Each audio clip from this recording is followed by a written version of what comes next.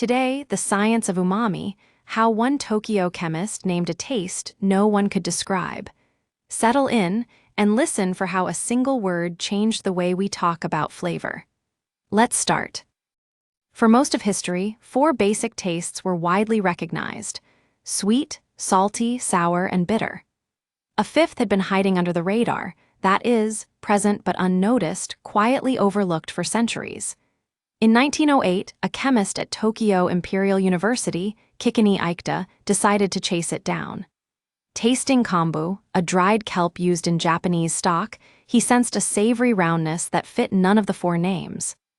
He traced it, it is said, to glutamate, a form of an amino acid, and gave the taste a name: umami. That same year, so the story goes, he patented a method for making a seasoning based on monosodium glutamate. What had lived under the radar, unnamed and overlooked, finally had a word. A taste that had escaped attention for so long had at last stepped out of the shadows. A single word, umami, would go on to reshape how cooks and scientists everywhere talk about savory flavor. Aikta's kombu was only the tip of the iceberg, the small visible part of something far larger. In 1913, a researcher named Shintaro Kodama is credited with finding a second savory substance, this time in Katsuobushi, dried bonito flakes. It was inosonate, a compound from a different chemical family than glutamate, not an amino acid but a nucleotide. Two pillars, then, from two different systems. Then in 1957, Akira Kuninaka is said to have found a third, guanylate, in dried shiitake mushrooms, and he showed something remarkable. Combine glutamate with one of these nucleotides, and the savory effect does not simply add up, it multiplies. The whole becomes far greater than the sum of its parts. The result is stronger than the two tastes counted separately. This, roughly, is why kombu and bonito together make such a prized stock. Each was the tip of the iceberg. Combined, they reveal the depth beneath. That prized stock is called dashi, and it comes in grades that work hand in hand with the dish they serve, that is, matched closely, each suited to its purpose. The first extraction, ikeban dashi, made by adding bonito flakes to kombu for only a short time, is delicate and clear. It is reserved, it is said, for clear soups where its subtlety can shine. The used ingredients are not thrown away. Simmered again, they yield niban dashi, the second stock, humbler, but well-suited to miso soup and simmered dishes. Flavor and thrift go hand in hand. And in Shajin cuisine, the plant-based cooking associated with Buddhist temples, no fish or meat is used at all. The savory base comes instead from kombu and dried shiitake. Restraint and richness, once more, hand in hand. Let's pause and gather four phrases from the first half. First, under the radar. If something flies under the radar, it stays present but unnoticed, escaping attention. Umami sat under the radar for centuries. Second, the tip of the iceberg. This is the small, visible part of something much larger and mostly hidden. Aikta's kombu was just the tip of the iceberg. Third, greater than the sum of its parts. When combined, things produce more together than they would separately. The whole is greater than the sum of its parts, exactly what umami synergy does. And fourth, hand in hand. When two things go hand in hand, they occur closely together and support each other, as flavor and thrift do in a good stock. Four phrases banked. Now, back into the kitchen. If dashi is one route to savory depth, fermentation is the other, and here the hero is a mould. Aspergillus oryzae, known in Japanese as koji, has been called the country's national fungus. As it grows, it releases enzymes, amylase, which breaks starch into sugar, and protease, which breaks protein into amino acids, including glutamate, that same savory molecule. This one organism underlies a whole family of foods. Miso is a case in point, a clear example that proves the pattern. Steamed soybeans are combined with koji and salt, and as the mixture matures, amino acids form and savor deepens. Soy sauce is another case in point. Soybeans and roasted wheat are inoculated with koji, mixed into a salty mash called moromi, and left for months while yeasts and bacteria join the work. Even mirin, a sweet seasoning, is a case in point, where koji enzymes turn the starch of glutinous rice into natural sugar, with nothing added. One quiet mold, and a whole shelf of jars owes its character to it.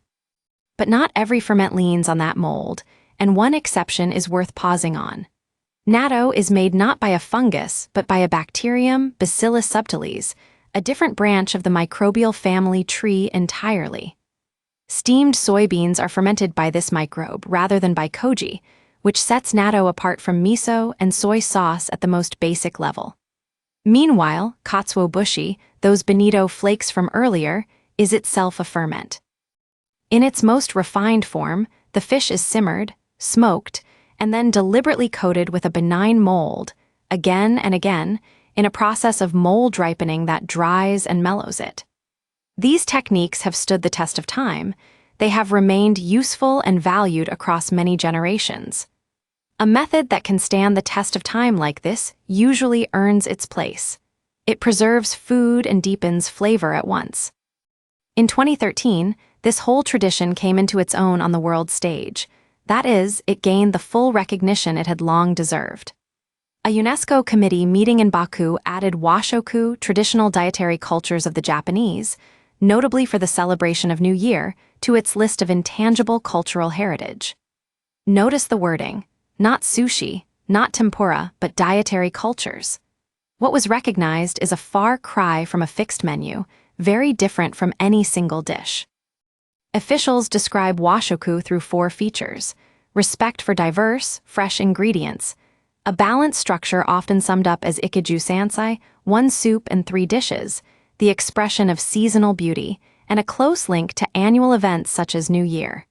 The idea of shun, the peak season when a food tastes best, runs through it all. Washoku came into its own not as a recipe, but as a way of relating food to nature and time. 4 more phrases before our closing thought. A case in point means a clear example that proves a general pattern. Miso, soy sauce, and mirin are each a case in point for koji. To stand the test of time is to remain useful and valued across many years. These ferments have stood the test of time. To come into its own is to reach full recognition or potential. Washoku came into its own when the world took notice. And a far cry from means very different from, a long way off. What UNESCO honored is a far cry from a simple recipe. Say each phrase aloud once. Feeling the rhythm of a phrase is halfway to owning it. Here is one idea worth carrying home. The word kaiseki on English menus has become shorthand for a lavish multi-course feast.